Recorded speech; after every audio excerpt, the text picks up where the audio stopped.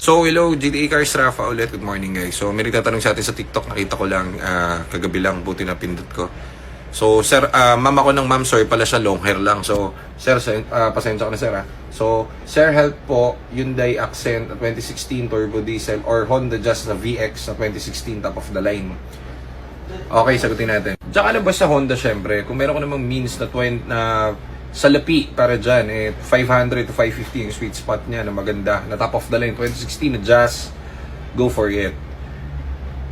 Minsan kasi hindi lang tinitignan yung aspect ng matibay. Kunwari Hyundai diesel fanboy ako niyan, pero workhorse yan. Pero kasi magkaiba yung value niya. Price range lang ng 2016 na turbo is around 300 to 320, 330, mga ganyan ng turbo diesel na maganda na Hyundai. Pero kung may means ka naman at meron kang ganyang budget, doon ka na sa Honda kasi bakit? Minsan, ang isang aspect din na tinitignan dyan ay yung dinadrive mong kotse. So, syempre, nonsense naman yung accent mo o yung Hyundai mo kung hindi mo naman araw-araw ginagamit, di ba? So, mas maganda yung mamamaximize mo, yung tipong, syempre, pag nakita mo yung Honda Jazz mo, ang pogi naman ito, ang bango, bango.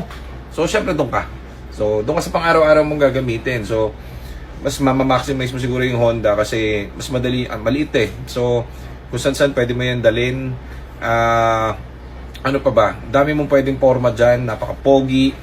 Saka, matibay talaga rin yung Honda. Pero, yun nga, kung may budget ka, doon ka na sa Honda, boss. Okay? So, mama ko ng ma'am sa'yo, ano ka pala? Kuya ka pala. So, sorry sir ha. Sige, yun lang. Honda Jazz, further way against Hyundai.